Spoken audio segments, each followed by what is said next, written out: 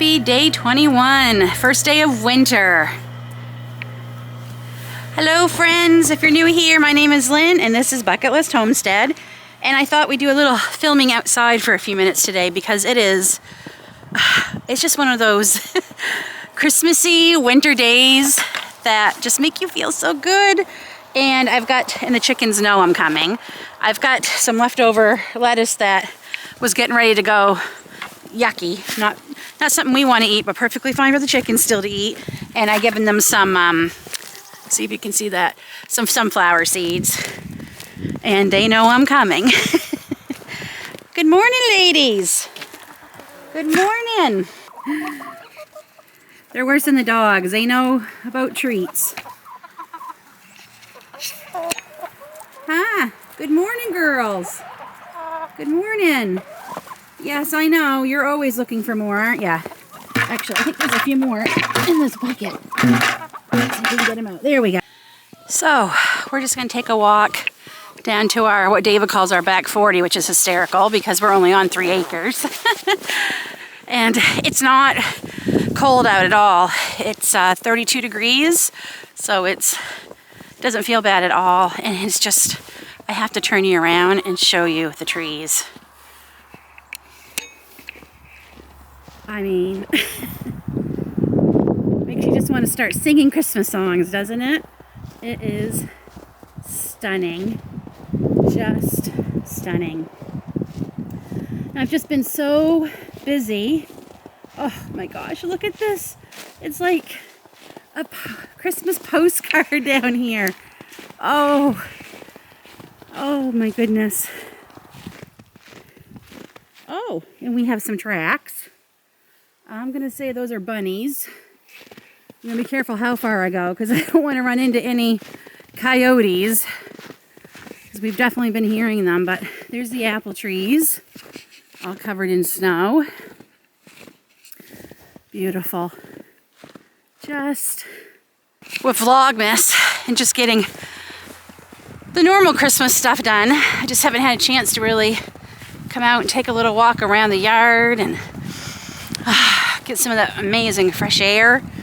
Oh, and you know, I was thinking how life is so funny, and you know, I definitely think I'm getting wiser as I'm getting older. I used to hate winter. I mean, I would dread it. Just dread it. Wow, look at these trees. And I'm not going to say I don't like that I love it, but I don't, because I hate being cold, because cold brings me pain because of my neuropathy. But I used to despise it, and man, it makes for a very long winter when you don't like it. And as I've gotten older, I've come to really respect winter, if not love it. And by that I mean, you know, it gives you permission to slow down and rest. I mean, our grounds are resting, our gardens are resting, the fruit trees. Why shouldn't we be resting? So this year especially, I've made a conscious decision that I am not going to hate it as much if I can, because that's no good for anybody, and enjoy the downtime that I am having with winter. And if you had told me I would say that even 5 years ago, let alone 10, I would have laughed and told you were crazy. But life's funny that way. We're just going to take our garden in winter. So this is the herb garden. I've got big plans. I've been working on my garden plan a little bit this week because of VLOGMAS. I haven't really been able to, but I really don't do a lot of my planning to the new year, though a seed catalog came today, or this week. My garden's so restful. I'll put away, though I did realize now that I did not cover my rose bushes at all this year, and we still haven't gotten covers at the bottom of the apple trees, so I really hope the bunnies and things don't nibble away at them. We'll have to check. Uh-oh, somebody did not take water out of the wheelbarrow. Now it's solid, so that's going to be staying that way for a while. But yeah, I'm not going to hate it as much this year. It doesn't do anyone any good. It just makes for a long winter. And I'm going to be appreciative. And I have so many plans for the new year with my channel that will help keep me busy in a different way. And lots of garden planning to go on. I'm so excited to redo the herb garden this year. That's going to be our main focus now that the rest of the garden is done. And I've also been working on my meal planning and my freezer organization and all that for the 3 Rivers Pantry Challenge starting next month. And one great thing about technology, my meal plan template that I made last year is saved. So I just pulled it up. And honestly, some of the meals are going to stay the same on it. And I've been going through my cookbooks and everything. So I will share the link down below if anyone else wants to print off the template. I like having it on my refrigerator as a sign that, you know, a physical sign of our menu planning. But I will share it down below if anyone else would like to print it out and use it. I can certainly share a copy of what I'm putting on ours if you'd like, if you want some ideas of what we're gonna be planning for the month. This is our 3rd year getting, at least documenting the challenge. And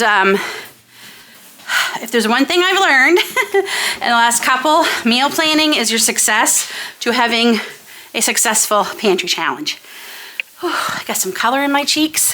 Feels good. And yes, it's a glasses day because, oh friends, I've been wearing my contacts too often again. So we're giving the eyes a rest today. Be sure to hit that thumbs up. And be sure to hit that subscribe button. Hit the bell so you don't miss any videos. Sorry, I stopped to take off my coat because it was jostling you guys were jostling all around. That's not fair to do to you. So have my apron on, so that should let you know we are going to do some baking. So yeah, finish my last thought, Lynn. So yeah, I find if you want to be successful with the pantry challenge, meal planning is the key. So I do the whole month of January. And I mean, there can be some, you know, differences. But 2 of the things I have found that have made it much easier to stick to the pantry challenge. I always have specific things on certain nights of the week. Like every Wednesday in January, we usually typically do breakfast for supper. So every Wednesday in January, I know it's going to be some kind of breakfast for supper. I don't always put on the meal plan the specific breakfast, but because I find that's typically a quicker thing to do, or it's something I can definitely prepare in the morning for supper. So that is one thing. And Fridays is almost always homemade pizza night. So there's 2 days of the week right there. So that's one of my tips that I have found that has helped me be successful with the pantry challenge, is making sure you have maybe the same things. And we also do one night usually is a leftover night. Usually Thursday or Saturday. It really depends. So that can be kind of like switched. If we do leftovers Thursday, then whatever we were going to have Thursday, I'll put on Saturday and vice versa. So those are just, you know, a couple of the tips I've learned that have been successful. So I'll be talking more about the pantry challenge after Vlogmas and after Christmas, because I'm definitely going to be working on it after Christmas. So, but I'm not going to go there right now because my mind is still on Vlogmas and Christmas. So before we get baking what we're going to bake today, and I'm going to have some fun with this bake, how we're going to be giving them out. These are things we're going to be making and giving away today. But let's check on our candles that we made from yesterday. Okay, so very, very sharp scissors because I don't have a wick cutting tool yet. I'm hoping these are going to be sharp enough. These are my Cricut scissors, which are typically sharp. I am going to cut a good 2 inches maybe off of that one. We're just going to put, so this one is black raspberry vanilla that I made off camera. So we're just going to try and tip that about the, okay, so there's one that is cut. I kind of don't like that slant, but I don't think I can make it straighter. And then this one. There we go, that one cut better. Okay, let's light one.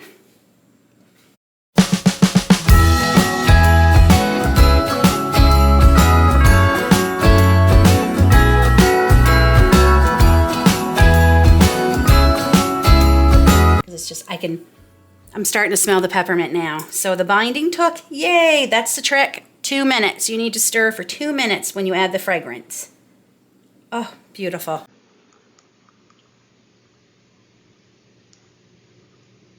Okay, we are going to move this to another spot and let it go for the day. Okay, so what Grace and I are doing today, Grace, you say hi? We are going to be making some mini pumpkin bread loaves, and I have these really cute pumpkin loaf pans that we got with little lids, which is nice. And this recipe makes 8. There's only 5 here, but then I have my permanent ones, which these will be for us here. We're gonna make these. I'm gonna put them in gift bags. We're gonna knock on door and take off or hang them on the doorknob. So we're gonna give a couple to our neighbors next door, and I'm gonna run a couple uptown to my friend Amber. Amber, if you're watching this, you're gonna be getting pumpkin bread tonight. And the rest, we'll probably keep one out, and I'll probably freeze the rest. So, because these freeze amazing into the new year. So Grace just got all of mine. You got the salt in there? Half a teaspoon. Right here. Grace has got all my dry ingredients ready. So while she's finishing getting that, I'm going to tell you what you need for this recipe. And I, of course, will link it in the description and in the comments below. So like I said, you're going to need 8 mini loaf pans. Right? This did say 8, I thought. Yes. And we have to spray them, actually, Grace. So I'm going to, while you got that all done, can you go spray? So we have 1, 2, there's 5 there. We need 3 here. Can you spray those, please? With some spray over there in the sink, please. The oven is preheated to 350. So we need 2 cups of sugar, a cup of unsalted butter melted, 3 large eggs, a 15-ounce can of pumpkin. This is my frozen pumpkin, and then I have 15 ounces of it here, which is just under 2 cups. And this is that porcelain doll pumpkin that I preserved last year. It's the pinky colored pumpkin, and I'm really curious. I've been loving the flavor. It definitely has a more pumpkin-y taste, if that makes any sense. So I definitely want to be growing some of them. 2 cups of all-purpose flour, a teaspoon of baking soda, a half a teaspoon of baking powder, a teaspoon of cloves, a teaspoon of cinnamon, and a half a teaspoon of salt. That is it. You can also add chocolate chips. You could add cinnamon chips. You could add vanilla chips. You could add, what else would be good in this, Grace, do you think, for chips? Ooh, the cream cheese chips we have, Grace. These would actually be really good in that. Pumpkin and cheese, cream cheese go great together. I make an amazing pumpkin cheesecake that Grace loves. Those would go great in this, but I think we're just gonna stick with the pumpkin today. We'll see, we'll see. Okay, so over here in my mixer, I have got to mix up my portion of the recipe. Now that Grace got all my dry ingredients done.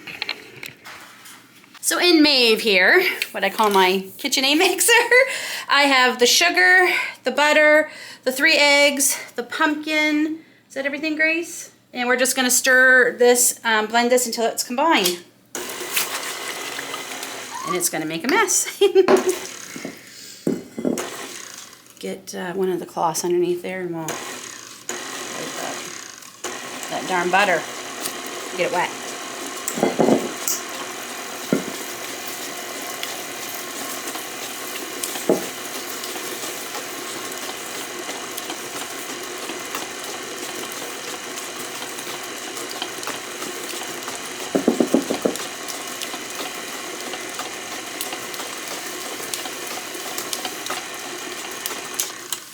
Okay, now Grace is going to start adding the flour. So we're going to do this in batches, Grace. So put about half of it in. Okay. Yep, just about half of it. A little more. Okay, that's about half. And then you can't reach the button, I'll get it for you. And in just a minute, we will add the other half. Okay. Put the other half in. It smells good, huh? Dump it all. Yep, tip it right up.